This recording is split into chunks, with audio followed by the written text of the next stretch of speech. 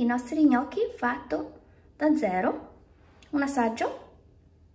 Ciao a tutti, sono Rui. Se è tutto sotto controllo, questo video dovrebbe uscire proprio il 1° febbraio, che sarebbe il primo giorno del Capodanno cinese. Quindi farò una ricetta oggi proprio per il Capodanno. Facciamo i gnocchi cinesi. Sto giro facciamo direttamente i gnocchi cinesi dalla farina, dal riso.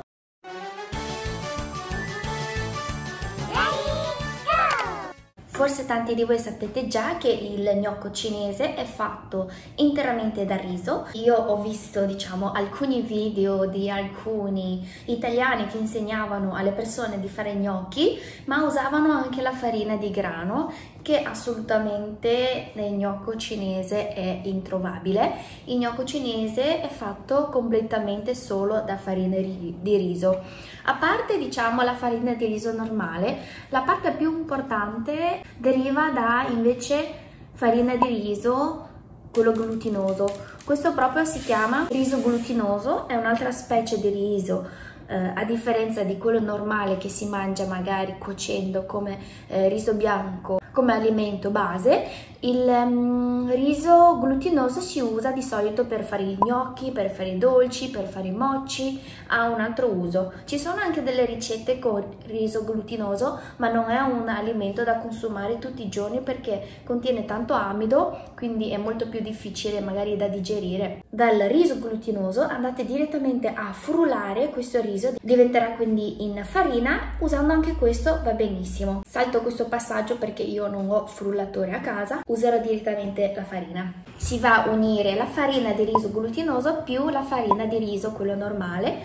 Il riso normale che noi mangiamo a casa, cinesi, di solito sono i chicchi, quelli di grano un po' più corto, quindi in Italia potete usare, sostituirlo tipo con riso originario, simile al riso che mangiamo noi, ecco. Se invece andate dal supermercato cinese o qualsiasi supermercato online che vende prodotti asiatici, trovate direttamente già le farine sia di riso glutinoso che di riso normale. Se lo cercate nei supermercati, questa è la farina di riso glutinoso, c'è scritto sia in cinese, inglese, thailandese, in diverse lingue.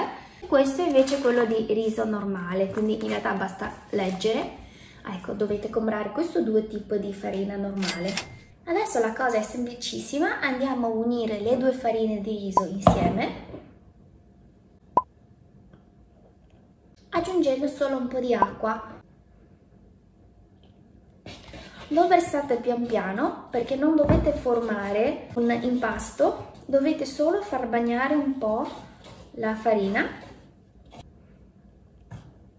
Quando, diciamo, la farina è diventato, diciamo, quasi del tutto bagnato, ma comunque ancora separato tra di loro, deve avere questa consistenza che quando andate a premere diventa un impasto così, ma basta premere un attimo e si scioglie ancora. Con questa consistenza lo possiamo portare a cuocere al vapore. Se vi ricordate la ricetta del mochi che avevo fatto, i procedimenti sono molto simili, solo che con i mochi, siccome dobbiamo avere un impasto molto morbido, avevamo aggiunto più acqua, quindi si formava già direttamente un impasto, ma in questo caso i gnocchi, siccome da freddo devono risultare più duri, più secchi, aggiungiamo meno acqua sin dall'inizio. Ok, ora portiamo questo in una vaporiera. Io uso la vaporiera di bambù, ma voi tranquillamente potete usare qualsiasi vaporiera che avete. È importante che riuscite a creare la situazione dove permette di avere una cottura a vapore senza contatto con l'acqua. Questa invece è una stoffa di cotone. Noi usiamo spesso questo tipo di stoffa per cuocere le cose al vapore perché ti permette di passare bene l'aria, il vapore, ma senza far appiccicare, diciamo, il cibo sul cestello di bambù e non cade giù. Cercate di non fare avere troppi nodi, quindi aggiungo un secondo livello, siccome la farina è abbastanza.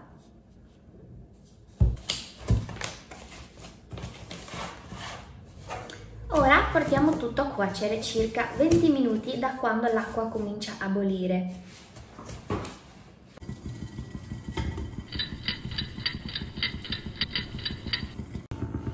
arrivato a tempo.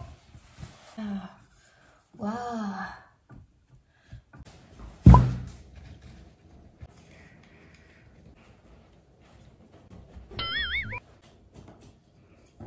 Adesso, anche se fosse caldo, dovete cercare di unire la vostra farina, perché se non lo fate adesso che è bello caldo, dopo quando si raffredda e diventerà duro, diventerà molto difficile da poter impastare. Mi faccio bagnare con un po' di acqua fredda sulle mani perché sennò veramente mi brucio.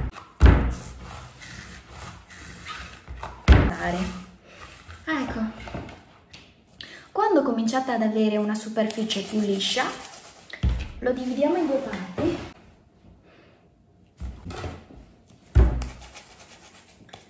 Una parte facciamo i gnocchi classici cinesi, quindi fate la forma, è molto appiccicosa perché il riso, la farina di riso, ha tantissimo amido. Potete mettere sulle vostre mani o un po' di acqua fredda, così si stacca, oppure anche un po' di olio. Questo adesso possiamo lasciarlo a raffreddare in frigo, praticamente quando sarà freddo diventerà più duro e possiamo tagliarlo a fettine da usare come i gnocchi da saltare in padella. Mentre questo facciamo delle strisce ancora più lunghe.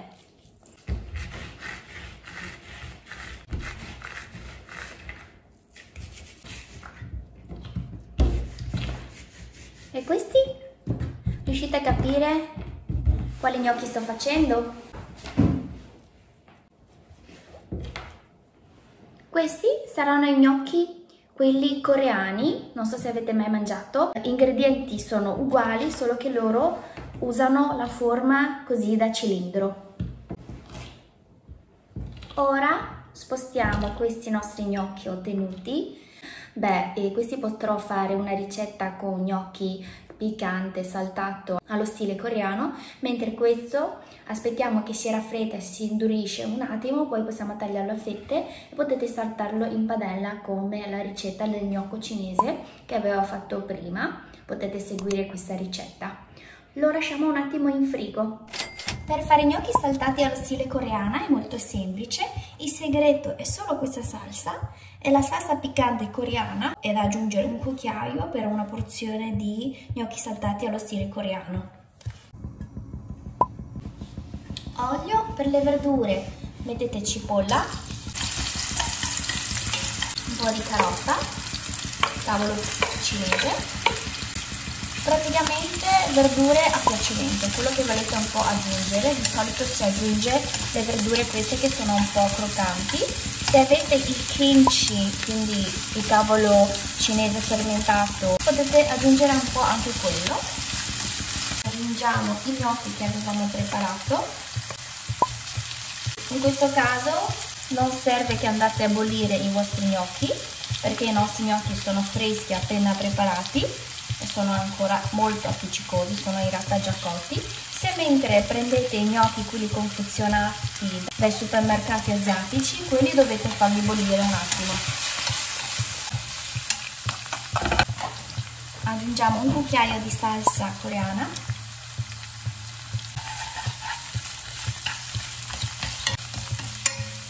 un po' di acqua, mezzo cucchiaino di zucchero, sale a sufficienza e poi basta aspettare che si asciuga il sugo sui gnocchi. Infine, prima di togliere, aggiungiamo un po' di sesamo bianco.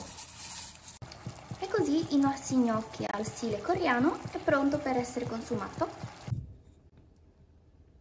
I nostri gnocchi fatto da zero, un assaggio. Ora questo è già molto più consolidato, lo possiamo tagliare.